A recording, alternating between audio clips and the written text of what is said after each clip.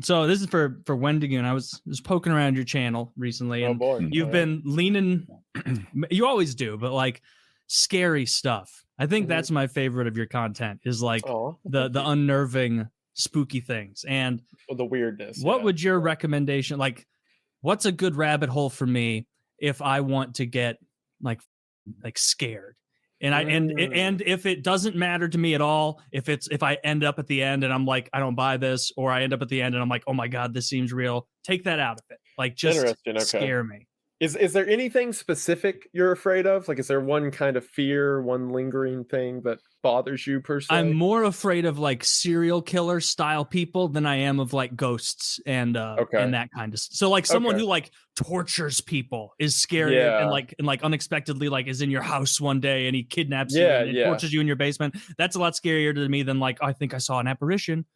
Like, I will say some, because I've read, whenever I did the serial killer series, I read through a lot of transcripts of like evidence that like, you know, initial police crime scene reports of how murders were and like interviews they did with the killer.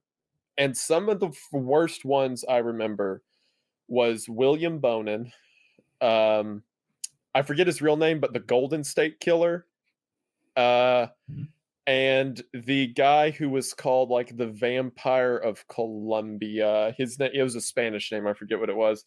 Those were the three that when I went through the series, I was like, I was a different person after reading through like everything that they did. Okay, I'm not familiar with this guy William Bonin. So William Bonin. Let me make sure I'm saying that name right. Or William Bonin, perhaps. Yeah, is it the guy who looks like me? He has long hair when you look at the picture, because everyone made that joke. Yes, a little bit. Yeah, okay, yeah. Everyone made that joke. William Bonin was a child murderer who, what he would do is he had a couple accomplices who, if I remember correctly, were guys who were like either, I can't remember if they were mentally ill or if they were younger and just kind of like, he kind of suckered them into what he was doing. It started out as like, hey, we're going to rob some people. And then eventually it got to child murder. But he had this van he would drive around in, and he would get kids. He'd find like these boys who were like 14, 15. It's like, hey, you want to go to a party? We're going to have like beer and stuff. And he'd get the kids to hop in the van. Yeah, there it is. That's the picture everyone says looks like me. He'd get the kids to hop in the van, and he would, it was in California, he would just take them down some back road, and like the details of what he did to these children are all manner of depraved for hours on end. And then like the part that I remember, because like, you know, I read about a lot of stuff like that where it's like, yeah, he did XYZ to the boys, and then he would strangle them, I think was the way he'd kill them.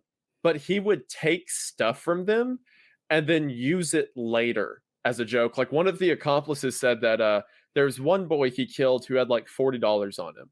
So he kept the $40, and the next time they picked up a kid, they're like, hey, you want McDonald's? So they go and get McDonald's, and he's using the $40 and poking his accomplice like, hey, remember where this came from? Isn't that funny? And like, just like Jesus. So just not sadistic. Not just depravity, but like relishing in it, like how much he enjoyed it. Like, and when he was caught, like no regret, just like, well, there it is, you know? I think it might have been him. It might have been someone else, but I'm pretty sure it was him, that while he was in jail, he wrote letters to the mothers of the kids he killed talking about how much he enjoyed killing them. Like, I know that Albert Fish did that. Albert Fish did that in the late 1800s. Like, and the Albert Fish letters are so fucking depraved. We've talked about it on this show years and years ago. Like, he like kidnapped, murdered, and then like ate children. Yeah. And then he would write letters to the parents of those children bragging about how he maneuvered their kid, what he did to them before, how he cooked them, how delicious they were, thanking them for it. Like the most over, like if Albert Fish was a character in a movie today, you'd go, I can't get into this. It's unrealistic. He's way too over the top. It's unrealistic. You know, at least tamp it down to a Joffrey or a Ramsay. This guy's over the top. I can't buy into this. Like, but it's a good reminder, like evil, like there are evil people.